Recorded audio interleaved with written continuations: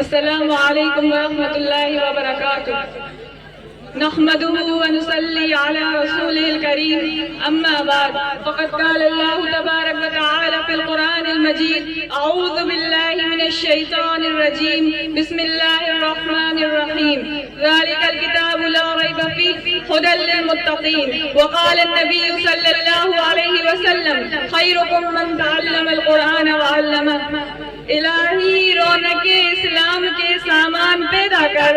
الہی رونق اسلام کے سامان پیدا کر، دلوں میں مومنوں کے الفت قرآن پیدا کر۔ صدر محترم، اسٹیج پر رونق افروز بزرگان دین اور حاضرین جلسہ، آج کی اس محفل اور آج کے اس مبارک اجلاس میں میرا موضوع سخن دنیا کی سب سے پاکیزہ اور مقدس کتاب قرآن پاک ہے۔ ہمیں چڑھتے سورج کی طرح یقین ہے کہ اس کا ایک حرف سچا اور صادق ہے، وہ قرآن پاک جس کی زبان مقدس، بیان مقدس اور جو فصاحت و بلاغت کا ڈھاٹے مارتا سمندر ہے، اور جس کے متعلق ارشاد ربانی ہے کہ قرآن پاک وہ کتاب ہے کہ جس کے صادق اور برحق ہونے میں کوئی شک و شبہ نہیں، اور جس کے بارے میں محسن انسانیت حضور پاک صلی اللہ علیہ وسلم نے ارشاد فرمایا کہ تم میں سب سے بہتر شخص وہ ہے جو قرآن سیکھے اور سکھائے۔ دعا کیجئے کہ خداوند قدوس ہم سب کو قرآن پاک کی دولت سے مالا مال فرمائے،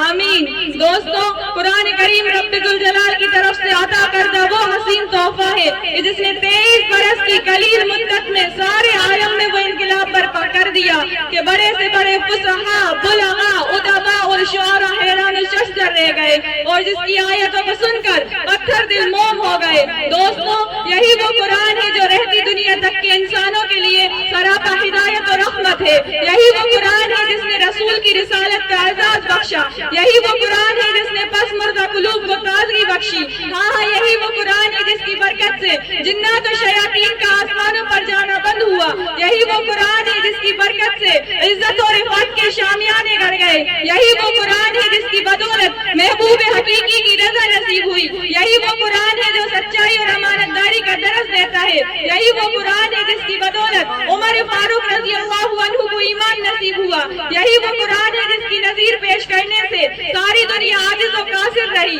یہی وہ قرآن ہے جس کی مثل پیش کرنے سے عرب کے فصیح و بلیغ زبان دانی کا دعویٰ کرنے والوں نے گھٹنے ٹیک دیے، یہی وہ قرآن ہے جس نے ضلالت و گمراہی کی دلدل میں پھنسی ہوئی انسانیت کو رشد و ہدایت کا پیغام سنایا، یہی وہ قرآن ہے جس کی حفاظت کا وعدہ خود خالق کائنات نے فرمایا، یہی وہ قرآن ہے جس نے ذہنی قوتوں کو جلا بخشی، یہی وہ قرآن ہے جس کی برکت سے اجڑے ہوئے چمن میں بہار پیدا ہوئی۔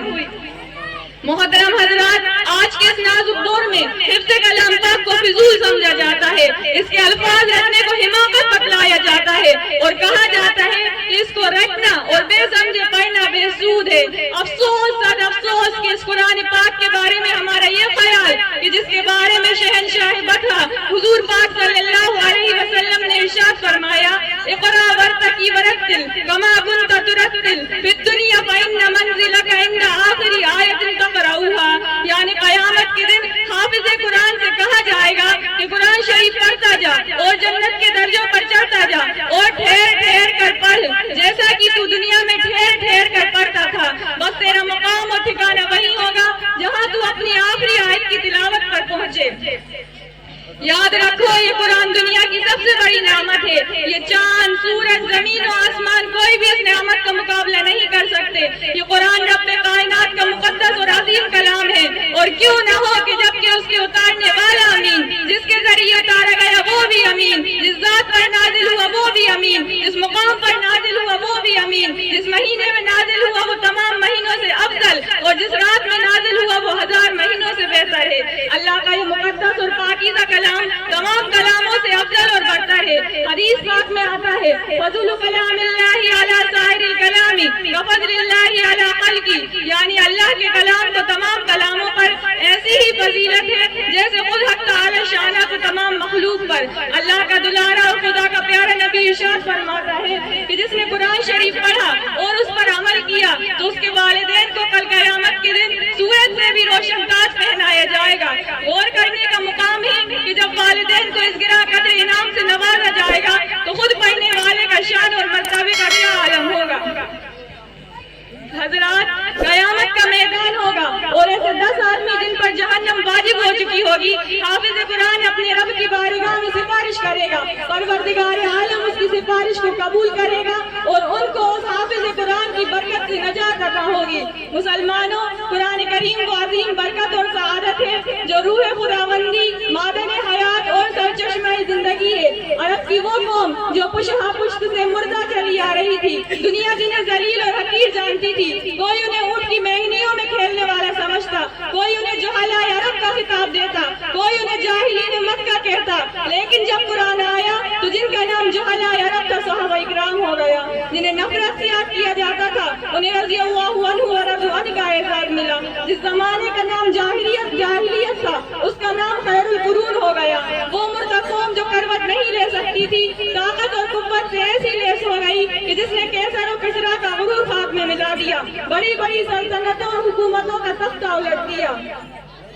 محترم دوستو، قرآن آیا تو زمان و مقام میں زندگی آئی، قرآن آیا تو عدل و مساوات کا پیغام آیا، قرآن آیا تو مذہب اسلام پھیلا، قرآن آیا تو مردہ قوم زندہ ہو گئی، قرآن آیا تو کیسر و کسریٰ کا غرور خاک میں ملا، قرآن آیا تو باطل کے لہراتے ہوئے جھنڈے ٹوٹ پڑے، قرآن آیا تو کفر و شرک دم توڑ گیا، قرآن آیا تو ساری کائنات کو نور ملا، قرآن آیا تو انسانوں کے پجاری خدا کے پرستار بن گئے، قرآن آیا تو توحید ملی، ایمان ملا، قرآن آیا تو گلستان بہار کو حسن عطا ہوا، قرآن آیا تو روشنی آئی، قرآن آیا تو تاریکی کافور ہوئی، قرآن آیا تو احکام ملے، شریعت ملی، قرآن آیا تو دم توڑتی ہوئی انسانیت کو حقوق ملے، قرآن آیا تو شرافت و عزت ملی، قرآن آیا تو ضلالت و گمراہی کی وادیوں میں بھٹکتے ہوئے انسانوں کا درد و غم ملا، قرآن آیا تو دوستوں سب کچھ ملا۔ مگر افسوس صد افسوس کہ ہم نے قرآن پاک کے دامن مقدس کو ترک کر دیا، ہم نے اس کی پاکیزہ تعلیمات کو بھلا دیا۔ نتیجہ یہ ہوا کہ وہ مسلم قوم جس کے سر پر عزت اور رفعت کا تاج تھا،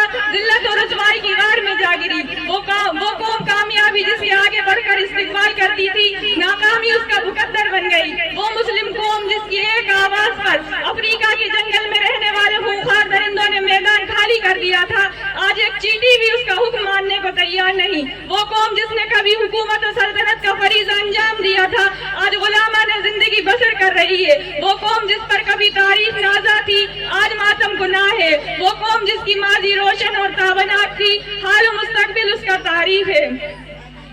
مسلمانوں، سمجھو اور ہوشیار ہو جاؤ، غفلت کا پردہ چاک کرو، قرآن کریم سے وابستہ ہو جاؤ، ورنہ یاد رکھو کہ تاریخ ہمیں کبھی معاف نہیں کرے گی۔ حاضرین جلسہ، جانثار صحابہ اکرام رضی اللہ عنہم کے کتب خانے میں قرآن پاک کے علاوہ کوئی دوسری کتاب نہ تھی، اسی کو لے کر وہ آگے بڑھے اور کامیابی ان کے قدم چومتی چلی گئی۔ وہ قرآن ہی تھا جس کی برکت سے بدر کے میدان میں 313 نے مکہ کی قسمت الٹ دی۔ آج ہمیں کروڑوں میں، لیکن دوسری قوم ہم پر سوار ہیں۔ جان ہماری محفوظ نہیں، مال ہمارا محفوظ نہیں، عزت و آبرو سے ہماری کھلواڑ ہے، نہ ہماری مساجد محفوظ ہیں، نہ ہمارے مدارس محفوظ ہیں، ظلم و ستم کی چکی ہمارے لیے گھوم رہی ہے۔ مسلمانوں، ایک دور وہ تھا کہ جب مسلمانوں کا مقابلہ حامان بن ولی سے ہوتا ہے، اس دشمن خدا اور دشمن رسول کے پاس طاقت اور قوت ہے، 60,000 کی فوج کا لشکر جرار ہے، مسلمانوں کی تعداد صرف 10,000 ہے۔ اسلامی فوج کے کمانڈر حضرت خالد بن ولید رضی اللہ تعالیٰ عنہ ہیں۔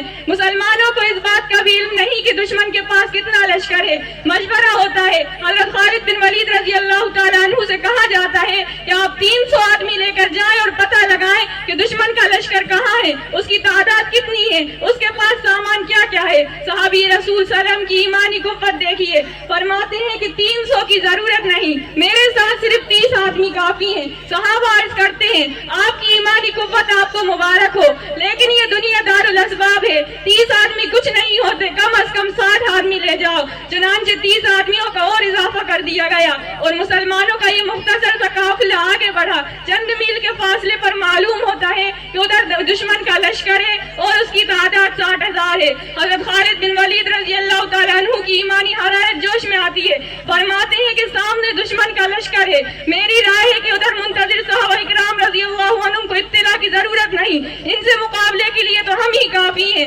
سبھی نے ایک زبان ہو کر کہا، ہمیں شوق شہادت ہے، جب شہادت سامنے ہے تو دشمن کی کثرت تعداد سے پرواہ کیا ہے؟ اسلامی فوج کا وہ مجاہد اعظم سب بناتا ہے، دوسری طرف 60,000 کا لشکر ہے۔ حامان بن ولی آگے بڑھتا ہے اور کہتا ہے کہ ہم تو سمجھتے تھے کہ مسلمان قوم بڑی سمجھدار ہے، لیکن آج معلوم ہوتا ہے کہ تم تو احمق ہو، 60,000 سے لڑنے کے لیے 60 آدمی لے کر آئے ہو، جاؤ ہم تم پر رحم کھاتے ہیں اور 2 بوئے کھجور اور چند اشرفیاں دیتے ہیں، کیوں اپنی جانوں پر ظلم کرنے آئے ہو، یہاں سے چلے جاؤ۔ حضرات جگر پر ہاتھ رکھیے اور سنیے، حضرت خالد بن ولید رضی اللہ تعالیٰ عنہ فرماتے ہیں کہ تو وائز بن کر آیا ہے یا کمانڈر بن کر آیا ہے؟ تجھے شرم نہیں آتی؟ اپنی بزدلی کو باز کے پردے میں چھپاتا ہے، تم میں لڑنے کی طاقت اور قوت ہی نہیں ہے۔ حامان بن ولی اسلامی مجاہد کی اس للکار کو سن کر جوش میں آتا ہے اور فوج کو حکم دیتا ہے کہ پکڑ لو ان 60 آدمیوں کو۔ چنانچہ 60,000 کا حملہ ہوتا ہے اور صحابہ اکرام رضی اللہ عنہم ان میں گھس جاتے ہیں۔ راوی کہتا ہے کہ رسول خدا کے وہ جانباز سپاہی گھستے ہوئے تو نظر آئے، پھر نہیں معلوم کہ وہ کہاں ہیں، سوائے تلواروں کی چمک اور کھچا کھچ کے کچھ نظر نہ آتا تھا۔ صرف 3 گھنٹے میں جنگ کا فیصلہ ہو جاتا ہے۔ تاریخ شاہد ہے، زمین و آسمان گواہ ہے کہ 60 نے 60,000 کا منہ پھیر دیا۔ حضرات میں پوچھنا چاہتی ہوں کہ وہ کون سی چیز تھی جس نے صحابہ اکرام رضی اللہ عنہ میں وہ طاقت اور قوت پیدا کی؟ وہ قرآن ہی تھا جس نے 1 کو 1,000 پر بھاری کر دیا۔ کسی نے سچ کہا ہے، وعدہ غلبہ ہے مومن کے لیے قرآن میں، وعدہ غلبہ ہے مومن کے لیے قرآن میں، پھر جو تو غالب نہیں کچھ تو ہے کثر ایمان میں۔ حضرات اگر ہم ماضی کی طرح حال و مستقبل کو روشن اور تابناک بنانا چاہتے ہیں تو قرآن کریم سے وابستہ ہونا ہوگا، اسے سینے سے لگانا ہوگا۔ اگر ہم چاہتے ہیں کہ ہماری دنیا کے ساتھ ہماری آخرت بھی سنور جائے تو اس کی